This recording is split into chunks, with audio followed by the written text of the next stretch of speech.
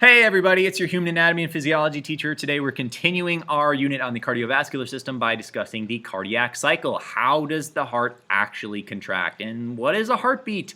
Well, it says here on that slide, but in our last video we talked about how blood flows through the heart and the main functions of the cardiovascular system. And we got into the heart anatomy, but we didn't really discuss how the heart contracts and how does it actually work. Which is what we're going to get into in some detail today. So we know that the heart is really at the heart of the cardiovascular system and at the heart of both the systemic circuit and the pulmonary circuit. We have to get blood to the lungs and back to the heart, and then we have to get blood to the rest of the body and back to the heart in order to keep that fresh supply of oxygen for all of our tissues to make ATP.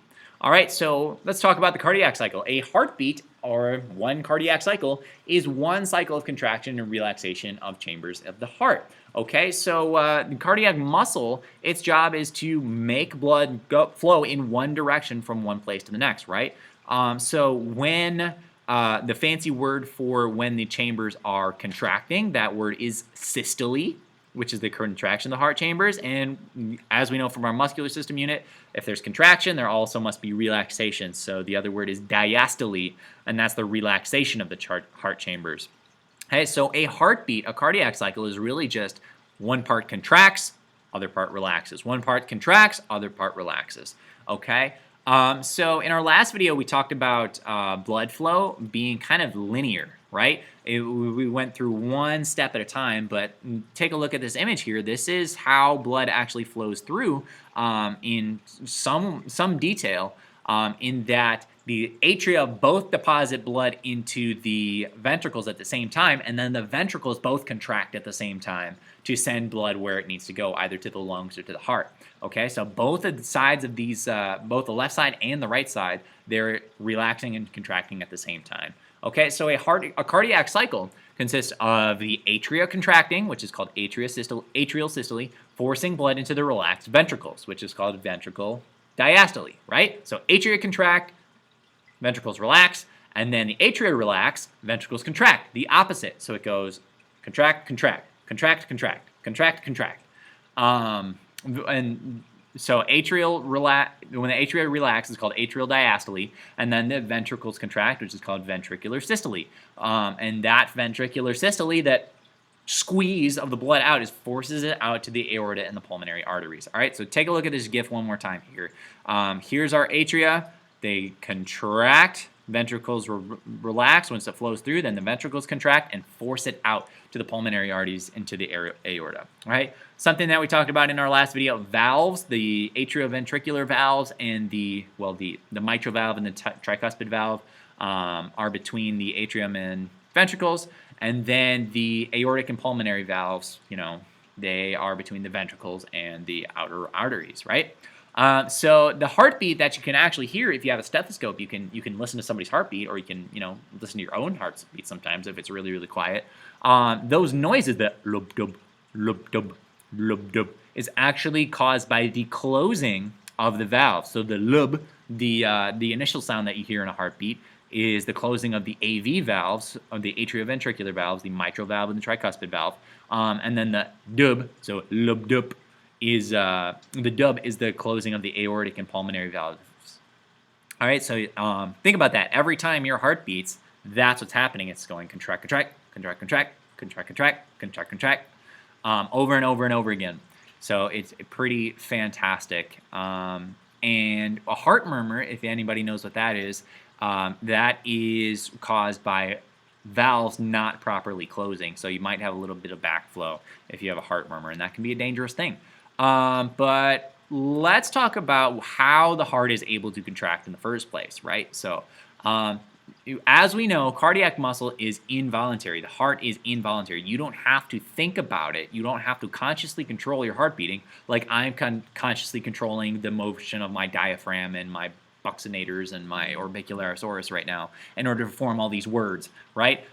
So how is it able to keep contracting without us thinking about it? Well, it's able to initiate its own contractions by the sinoatrial node, the SA node. That's a really important part of this whole system. So this is called the cardiac conduction system, right? So this is a little back into the nervous system, but it's not the nervous system.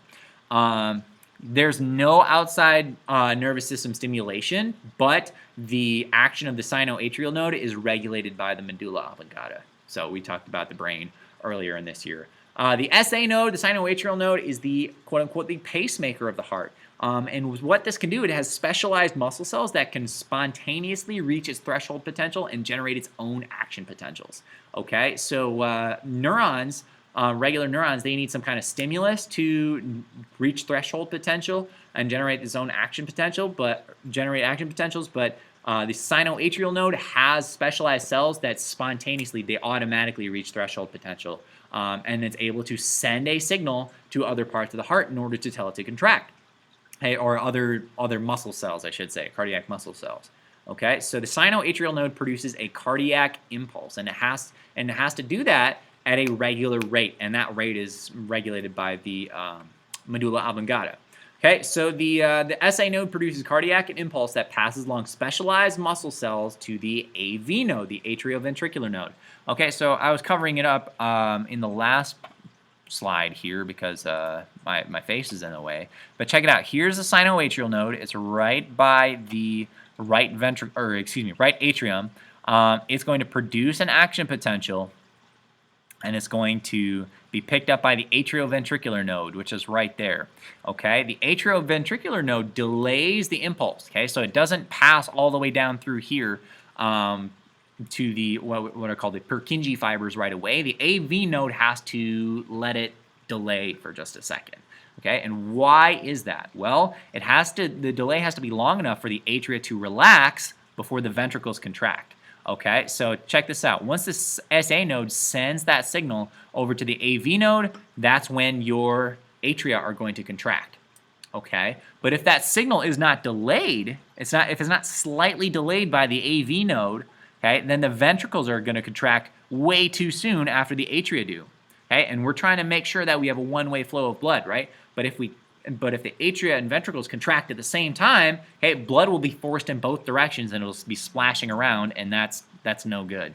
Okay, so we're going from the SA node to the atrioventricular node where it's delayed just for a little bit, long enough for the atria to relax before it continues that signal down through here and tells the ventricles to contract.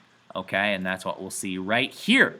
Right, I got another GIF here. The impulse passes from the AV node, the atrioventricular node, through the AV bundle, okay, which is this set of nerves right here in the septum, and then the AV bundle branches off into these what are called Purkinje fibers that carry that signal, much like an axon of a neuron does, and it curves around the ventricles and conducts the impulse for ventricular contraction.